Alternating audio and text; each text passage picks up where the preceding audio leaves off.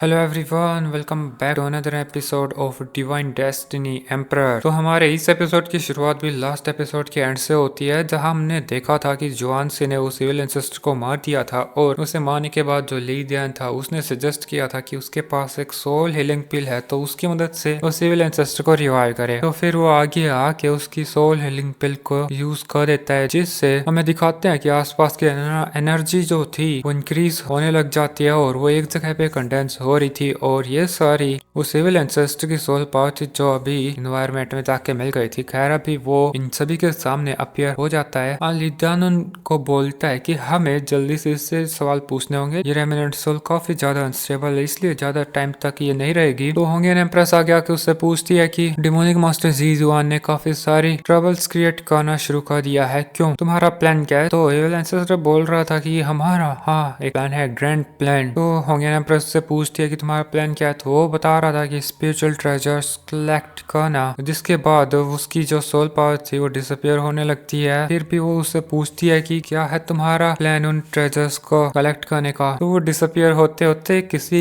Ying Luo नाम के आदमी का जिक्र करके चला जाता है, जिनके बारे में इन्हें कुछ भी नहीं पता था कि ये यिंग लुओ कौन है। तो सीनियर लिदान बोल रहा था कि डिमोनिक सेक्ट में ऐसा तो कोई बंदा होना चाहिए यिंग लुओ, हमने तो आज तक उसके बारे में नहीं सुना। तो वो भी सोच में पड़ जाती है कि आखिरकार उस डीमन मास्टर यिंग जुआंग का क्या प्लान है और ये यिंग लुओ उससे कैसे रिलेटेड है। तो सीनियर लिदान बोलता है कोई बात नहीं, मैं यहाँ से जाने के बाद इन्वेस्टिगेशन करूंगा इस यिंग लुओ के बारे में और फिर हमें जल्दी कुछ न कुछ पता चल जाएगा और मैं सजेस्ट करूंगा कि आप सब भी मेरे साथ चलो। इसके अलावा फिर वो जोआनसी को बोलने लगता है कि मैं एक्सेप्ट करता हूँ कि आप ही डिवाइन एम्पर के इनकारनेशन और मैं इसको भी रिपोर्ट कर दूंगा। मुझे उम्मीद है मैंने और मेरे डेड डिसाइपल ने आपको ज्यादा अनोय नहीं किया होगा और भी मैं यहाँ से जल्दी से जाता हूँ। और फिर वो यहाँ से चला जाता है। जिसके बाद हम जोआनसी को देखे थे, वो बोल रहा था कि इस इंटरनल केमिस्ट की रूइंस को एक्सप्लोर कर लिया है, अब क्या बचा है? लीदान भी जा चुका है, अब ऐसा लग रहा है कुछ करने को है ही नहीं। तो चलो वापिस घर चलते हैं। और फिर वो होंगेन एम्प्रेस के सिटी में आ जाता है। जिस स्पीड से वो आगे जा रहा था, ये देख करके होंगेन एम्प्रेस को बोलती है कि क्या आप सेक्युलर में जाने वाले हो? आप चिंता मत करो, मैं आपको प्रोटेक्ट करूंगी। अगर आप पिल्स रिफाइन करना चाहते हो तो कोई प्रॉब्लम नहीं है, यहाँ पे काफी सारी जीनियसेस हैं। इसके अलावा अगर आपको कोई स्पिरिचुअल हेल्प चाहिए तो उसके बारे में मुझे बता सकते हैं। तो जोआनसी उसकी ऐसा ही बातें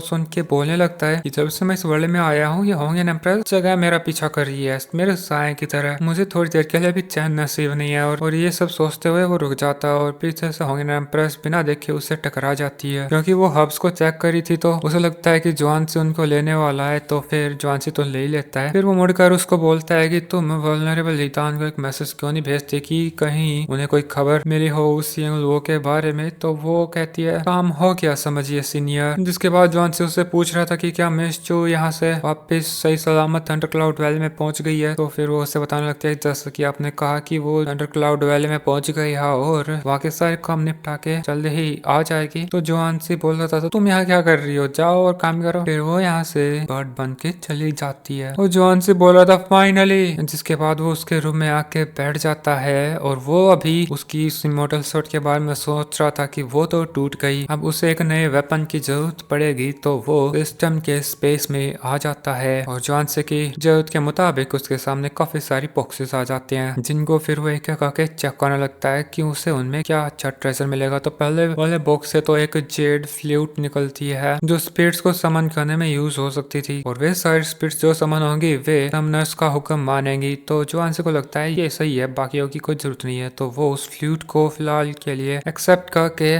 बजाने लग जाता है। और जब वो उस फ्लूट को बजा रहा था तब काफी सारी spiritual energy sound energy waves की तरह रिलीज हो रही थी, जो कि पूरे कोर्ट यार्ड को एनर्जी से भर देती है। और हमें छोटी छोटी स्पिरिट्स को दिखाते हैं और बाकी इंसेक्ट्स को दिखाते हैं जो इस साउंड की तरफ अट्रैक्ट होकर ओरिजिन की तरफ जा रहे थे। जोआनसी उसके पास जो इंसेक्ट आया था उसको देख के आंखें खोलता है और वो बोल रहा था तो फायरफ्लाई है, ये तो स्पिरिट की तरह दिखती नहीं, लेकिन इस वर्ल्ड में कुछ भी कॉमन नहीं है। तो वो उससे बात करने की कोशिश करता है कि ऊपर जाओ, नीचे जाओ, लेफ्ट राइट। तो उसके कहे मुताबिक वो इंसेक्ट इधर उधर हो रहा था और ऊपर नीचे सिर भी हिला रहा था। जोआनसी उसको अटैक करने के लिए बोलता है तो वो इंसेक्ट उस पे नहीं बल्कि साइड में अटैक भी कर देता है, जिससे जो फ्लोर था वो बर्न हो जाता है। तो वो सोच रहा था कि ये सब तो ठीक है, बस मेरे बिस्तर को जला मत देना रात को सोते टाइम, लेकिन तुम्हारा अटैक काफी वीक है, इसका मैं करूंगा क्या। फिर तभी उससे एक सर्वेंट की आवाज आती है जो बाहर से बोल रही थी, सीनियर डिवाइन एम्परर, लिदान सिटी से आपके लिए खबर आई है और एम्प्रेस ने आपको